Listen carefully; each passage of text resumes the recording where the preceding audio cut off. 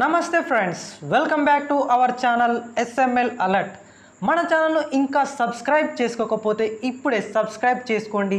పక్కనే ఉన్నటువంటి bell icon నొక్కడం ద్వారా మన ఛానల్లో అప్డేట్ చేసే ప్రతి వీడియో కూడా మీకైతే నోటిఫికేషన్ ద్వారా అయితే రావడం జరుగుతుంది.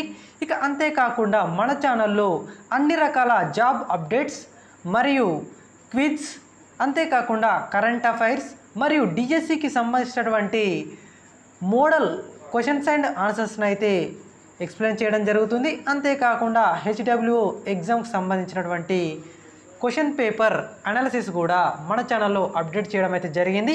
ఆసక్తిగా ఉన్న ప్రతి ఒక్కరూ మన ఛానల్ను సబ్స్క్రైబ్ చేసుకోండి, వీడియోస్ని తప్పనిసరిగా లైక్ చేయండి. ఇక చివరిలో అడిగేటువంటి ప్రతి ప్రశ్నకు కూడా మీ యొక్క సమాధానాన్ని కామెంట్ సెక్షన్లో అయితే తప్పనిసరిగా తెలియచేయండి. అంతేకాకుండా ఈ వీడియో పైన ఉన్నటువంటి అభిప్రాయాన్ని కూడా కామెంట్ సెక్షన్లో తెలియచేయండి. ఇక మనం గత వీడియోలో అయితే ఇక్కడ ఇవ్వబడినటువంటి 23వ ప్రశ్న దగ్గర ఆపేసాం. ఇక మనం కంటిన్యూషన్ అయితే చేద్దాం. 23వ ప్రశ్న, వ్యాసరూప ప్రశ్నలకు స్పందిస్తున్న విద్యార్థులలో బయటపడే లక్ష్యం ఏమిటి అని అయితే ఇక్కడ క్వశ్చన్ అనేది అడగడం జరిగింది.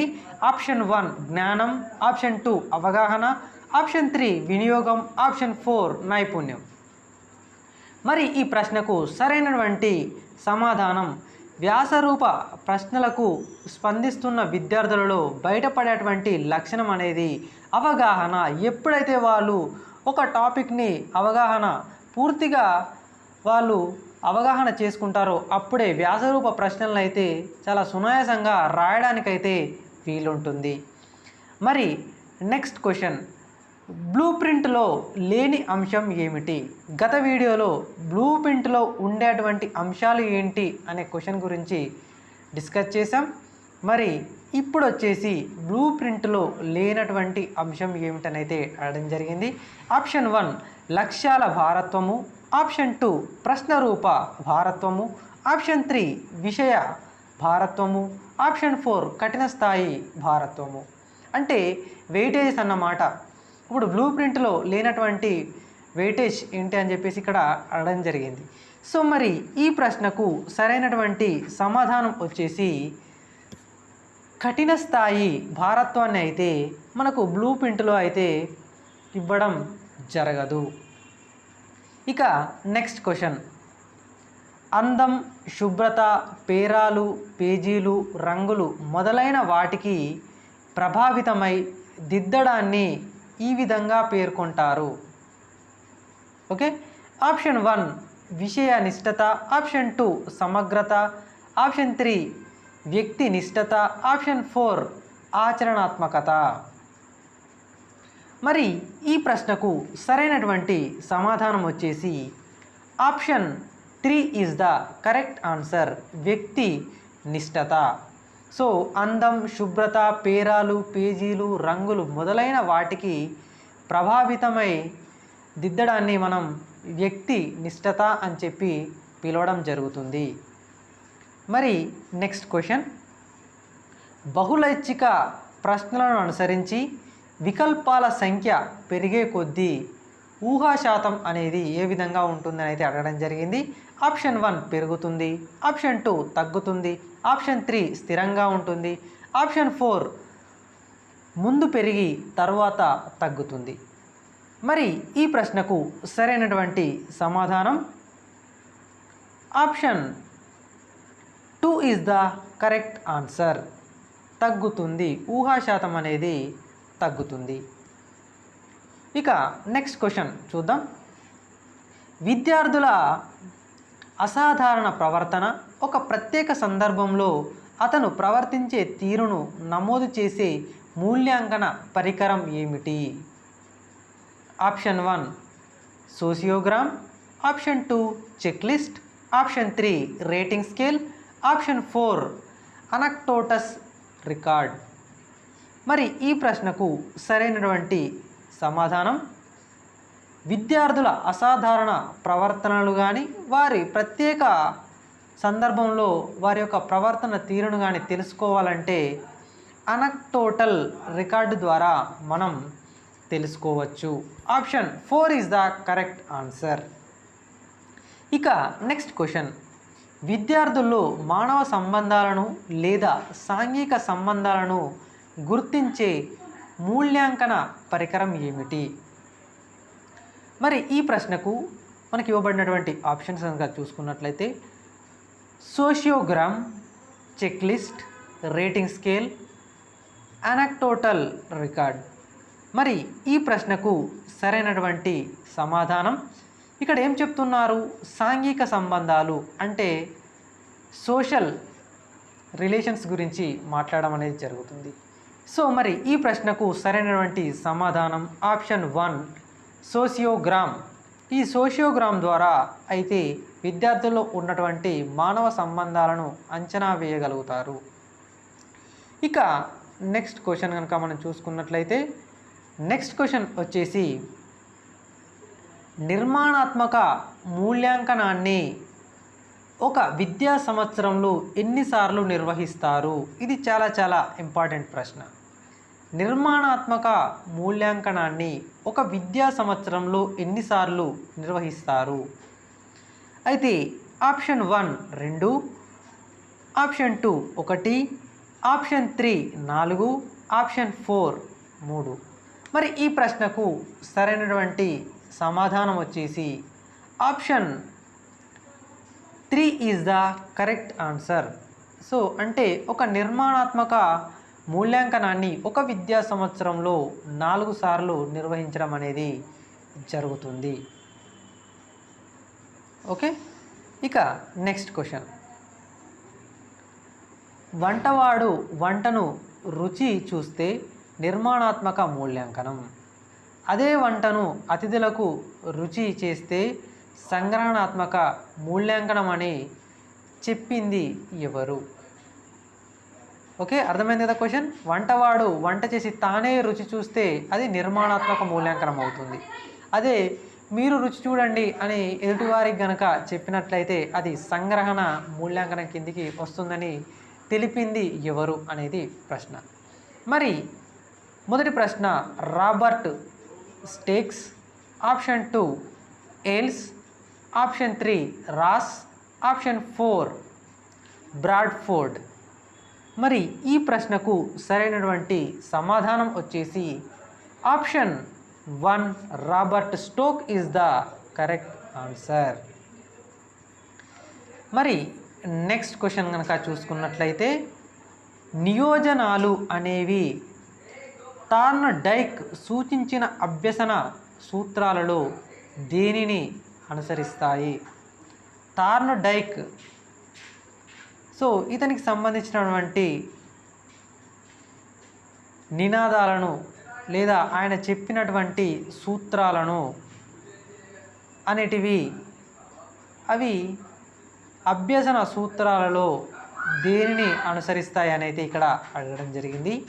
ఆప్షన్ 1 సంసిద్ధత నియమము, ఆప్షన్ 2 అభ్యసన నియమము, ఆప్షన్ 3 ఫలిత నియమము, ఆప్షన్ 4 సమసంబంధ నియమము. ఈ ప్రశ్నకు వచ్చేసి సరైనటువంటి సమాధానం అభ్యసన నియమము. సో థార్న్డైక్ సూచించినటువంటి సూత్రాలు అనేటివి అభ్యసన నియమమును పాటిస్తాయి. నెక్స్ట్ క్వశ్చన్ వచ్చేసి నిర్మాణాత్మక మూల్యాంకనంలో విద్యా ప్రమాణాలను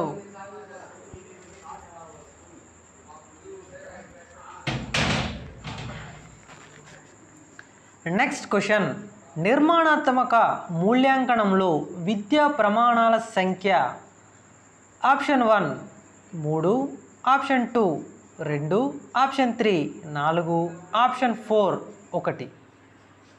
ఈ ప్రశ్నకు సరైనటువంటి సమాధానం వచ్చేసి option 3 4 is the correct answer. So మొత్తం విద్యా ప్రమాణాల సంఖ్య 4. నెక్స్ట్ క్వశ్చన్ కూరగాయల సాగు చేసే రైతు వద్దకు వెళ్ళండి, అధిక దిగుబడి రావడానికి ఏమేం చేస్తారో తెలుసుకొని రండి అని సూచించే విద్యా ప్రమాణం ఏమిటి? ఆప్షన్ 1 ప్రశ్నించడం, పరికల్పించడం. ఆప్షన్ 2 సమాచార సేకరణ, ప్రాజెక్టు. ఆప్షన్ 3 ప్రశంస, విలువలు. ఆప్షన్ 4 పఠ నైపుణ్యాలు. మరి ఈ ప్రశ్నకు సరైనటువంటి సమాధానం వచ్చేసి ఆప్షన్ 2 సమాచార సేకరణ, project. Option 2 is the correct answer. ఇక నెక్స్ట్ క్వశ్చన్, రైతులు పంటలు పండించకపోతే ఏమవుతుందో విద్యార్థి ఊహిస్తాడు. అయితే ఇక్కడ ఇవ్వబడినటువంటి ఆప్షన్స్: ప్రయోగాలు, క్షేత్ర పరిశీలనలు, సమాచార సేకరణ, ప్రాజెక్టు, ప్రశ్నించడం, పరికల్పించడం, ప్రశంస, విలువలు. ఈ ప్రశ్నకు సరైనటువంటి సమాధానం ప్రశ్నించడం, పరికల్పించడం. నెక్స్ట్ క్వశ్చన్, విద్యార్థి పాఠ్యాంశంపై జరిగే చర్చల్లో పాల్గొన్నాడు. ఈ వాక్యం ఏ విద్యా ప్రమాణాన్ని సూచిస్తుంది? సో మనకు ఇక్కడ ఇవ్వబడినటువంటి ఆప్షన్స్ కనుక మనం చూసుకున్నట్లయితే ఫస్ట్ ఆప్షన్ వచ్చేసి పిల్లల భాగస్వామ్యం మరియు ప్రతిస్పందనలు. ఆప్షన్ 2 పిల్లలు రాసిన అంశాలు. ఆప్షన్ 3 ప్రాజెక్టు పని. ఆప్షన్ 4 లఘు ప్రశ్న. మరి దీనికి సరైనటువంటి సమాధానం వచ్చేసి option 1 is the correct answer. పిల్లల భాగస్వామ్యము, ప్రతిస్పందనలు. మరి నెక్స్ట్ క్వశ్చన్ కనుక మనం చూసుకున్నట్లయితే నెక్స్ట్ క్వశ్చన్ వచ్చేసి నిర్మాణాత్మక మూల్యాంకనానికి చెందిన విద్యా ప్రమాణాల్లో ఏ విద్యా ప్రమాణానికి అధిక మార్కులు కేటాయించబడ్డాయి? మరి ఇక్కడ ఇవ్వబడినటువంటి ఆప్షన్స్: భాగస్వామ్యము, ప్రతిస్పందనలు, రాసిన అంశాలు. ఆప్షన్ 3 ప్రాజెక్టు పని. ఆప్షన్ 4 లఘు పరీక్ష. మరి దీనికి సరైనటువంటి సమాధానం వచ్చేసి option 4 is the correct answer, లఘు పరీక్ష. సో నిర్మాణాత్మక మూల్యాంకనానికి చెందిన విద్యా ప్రమాణాల్లో లఘు పరీక్ష అనేది విద్యా ప్రమాణానికి అధిక మార్కులు కేటాయించబడ్డాయి. మరి నెక్స్ట్ క్వశ్చన్, మొక్కలు ఎందుకు నాటాలి, ఎందుకు పరిరక్షించుకోవాలి? కొన్ని నినాదాలు రాయండి. మరి ఇది ఎలాంటి అంశమో మీరు తెలియజేయాల్సి ఉంటుంది. ఆప్షన్ 1 ప్రశ్నించడం, పరికల్పించడం. ఆప్షన్ 2 ప్రశంస, విలువలు, జీవ వైవిధ్యం. ఆప్షన్ 3 విషయావగాహన. ఆప్షన్ 4 ప్రయోగాలు, క్షేత్ర పరిశీలనలు. ఇక ఈ ప్రశ్నకు సరైనటువంటి సమాధానం వచ్చేసి option 2 is the correct answer. ప్రశంస, విలువలు, జీవ వైవిధ్యం. సో మొక్కలు ఎందుకు నాటాలి, ఎందుకు పరిరక్షించుకోవాలి అనే కొన్ని నినాదాలు రాయండి అనేది ప్రశంస, విలువలు మరియు జీవ వైవిధ్యం గురించి పిల్లలలో వారికి వాతావరణము మరియు మొక్కలు, మన పరిసరాల గురించి అవగాహన మరియు దాని యొక్క విలువలను తెలియచేసేటువంటి అంశము. ఇక నెక్స్ట్ క్వశ్చన్, పాఠ్యాంశంలో నేర్చుకున్న ప్రముఖ కట్టడాలను భారతదేశ పటములో గుర్తించడం. ఇది మరి ఏ రకమైనటువంటి నైపుణ్యం కిందికి వస్తుంది? సో ఆప్షన్ 1 వచ్చేసి ప్రశ్నించడం, పరికల్పించడం. ఆప్షన్ 2 సమాచార సేకరణ, ప్రాజెక్టు. ఆప్షన్ 3 ప్రయోగాలు, క్షేత్ర పరిశీలనలు, ఆప్షన్ 4 పట నైపుణ్యాలు.